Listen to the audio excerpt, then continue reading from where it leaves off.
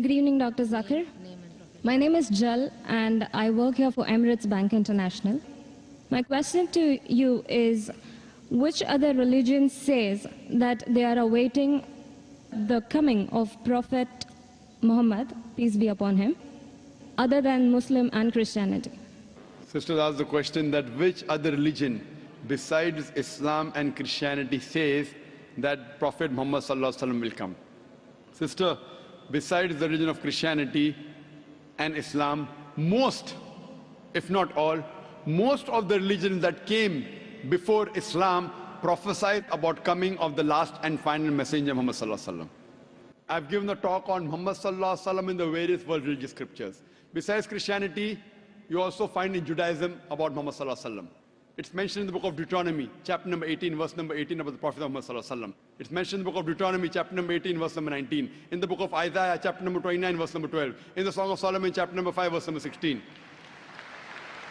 That's the Old Testament. In the New Testament, Christianity is mentioned in the Gospel of John, chapter number 14, verse number 16. Gospel of John, chapter 15, verse 26. Gospel of John, chapter 16, verse number 7. Gospel of John, chapter number 16, verse number 12 to 14. There are many verses in the Old Testament and the New Testament prophesying about the coming of Muhammad. Since your name is Jal, and I assume you're a Hindu sister, correct? Yes. I've even given a talk on Muhammad in Hindu scriptures. I can give a talk for a few hours only on Muhammad in Hindu scriptures. Time will not permit me to go into it. I'll just give the references. If you read the Hindu scriptures are of two types. One is Smriti, the other is Shruti. Shruti means the words of God, in which you have Vedas and the Upanishad. Smriti is the word of human being, in which you have Manusmriti, you have Ramayana, Mahabharata, epics, etc. You also have the Puranas. If you read Bhavishya Purana, it's mentioned Bhavishya Purana, Parva 3, Khanda 3, Adhyay 3, Shlokas 5 to 8, which speaks about Muhammad. It's mentioned Bhavishya Purana, Parva 3, Khanda 3, Adhyay 3, Shlokas 10 to 27, talking about Muhammad as the Malacha. He is mentioned in Atharva Ved, book number 20, hymn number 21, verse number 6. Atharva Ved, book number 20, hymn number 21, verse number 7. He is also mentioned in Atharva Ved, book number 20, hymn number 127, verse 1 to 14, which is called as Kuntap Suktas. Kuntap means hiding. It speaks about the coming of Muhammad, that he will be the praiseworthy, he will have 60,000 enemies, etc. He is also mentioned in Rig Ved, book number 1, chapter number 53, verse number 9. He is mentioned as Ahmad, which means one who praises, in Uttar Chik, mantra number 1500. It's mentioned in Indra, chapter number 2, verse number 152. Yajurved, chapter number 31, verse number 18. He's also mentioned in Atharva Ved, book number 20, hymn number 126, verse number 1 to 14. He is called as Narashansa. Nar means man, person. Shansa means coming from Prashansa, praiseworthy. A man who's praiseworthy. If you translate Narashansa, man who's praiseworthy, into Arabic, it means Muhammad. He's prophesied as Muhammad in Rig Ved, book number 1, hymn number 13, verse number 3. In Rig Ved, book number 10, hymn number 64, verse number 3. He's mentioned Rig Ved, book number 2, hymn number 3, verse number 5. Rig Ved, book number 5, hymn number 5, verse number 2. He's also mentioned Yajurved, chapter number 20, verse 37. Yajurved, chapter number 21, verse number 31. I can go on and on and on, mentioning only the references of Muhammad mentioned in Hindu scriptures. Due to limitation of time, I will just touch on one prophecy a little bit in more detail.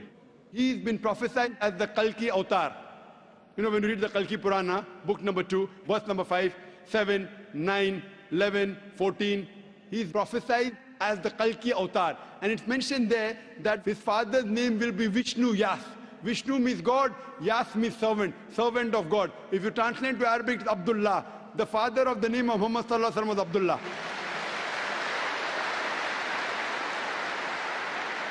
His mother's name will be Sumati. Sumati means serenity, peaceful. If you translate Arabic, it means Amina. The name of the mother of Muhammad was Amina. It says he will be born in a city by the name Sambala. Sambala means a place of peace and serenity. That is Makkah. He'll be born in the house of the chief of the village of Sambala. He was born in the house of Quraysh. It says he will be born on the 12th. If you clap at every point, it will go on for hundreds of claps, mashallah. He'll be born on the 12th month of Madhav, that's the 12th Rabbi Awwal. It says that he will be a teacher for the whole of humanity. And we know Muhammad Sallallahu Alaihi Wasallam was sent to the mercy of the whole of humanity. It says he'll get the first revelation in a cave known as Gare Hira. It says he will migrate northwards and come back. Muhammad Sallallahu Alaihi Wasallam went from Makkah to Medina northwards and came back. It says that he'll be given 8 supernal qualities. It says that he'll have 4 companions, talking about the first 4 Khulfa Rashidin. It says that he'll be helped with the angels in the battlefield. We know Muhammad Sallallahu Alaihi Wasallam held in the battle of Badr with angels. I can go on and on talking only about the prophecy of Muhammad Sallallahu Alaihi Wasallam. So if you're a Hindu, and if you believe in the Hindu scriptures, you also have to believe the last and final avatar, the last and final messenger in Hinduism is Prophet Muhammad, peace be upon him.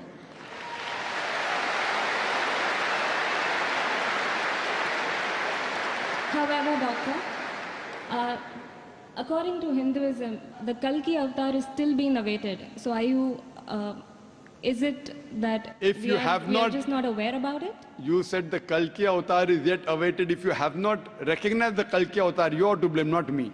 I have given you so many similarities. Now you have to disprove it. You say, my scripture says Vishnu Yas, father's name.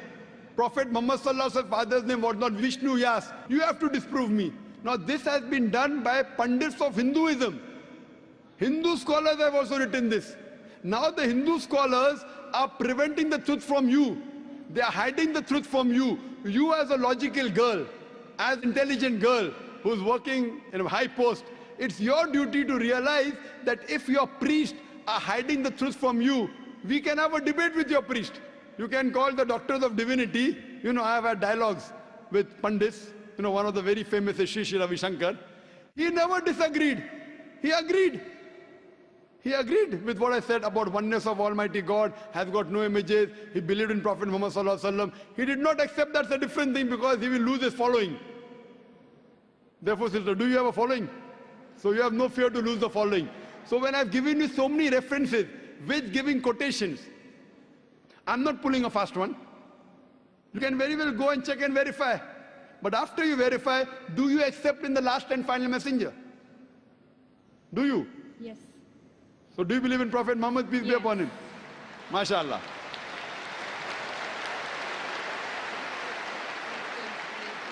Do you believe that there's one God? Yes, I do. Do you believe Almighty God has got no images? Yes, I do. So you believe there's God and he has no images? Yes. And do you believe Prophet Muhammad is a messenger of God?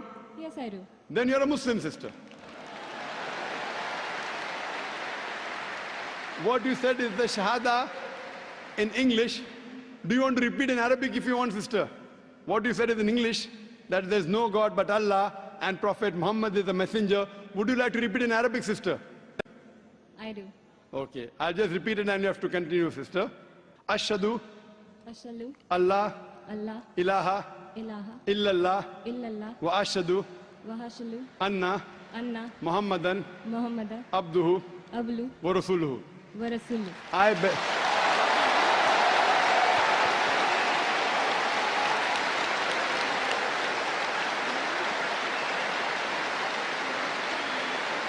MashaAllah, sister.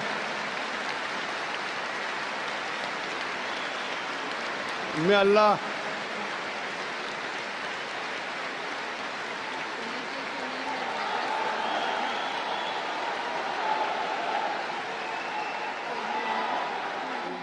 MashaAllah, sister, may Allah reward you. You have joined a family of religion of peace of more than 1.3 to 1.5 billion. May Allah reward you and may Allah grant you Jannah, inshallah. And believe me, sister, it requires guts. I feel that, mashallah, I really admire your guts more than Sri Sri Ravi Shankar, mashallah.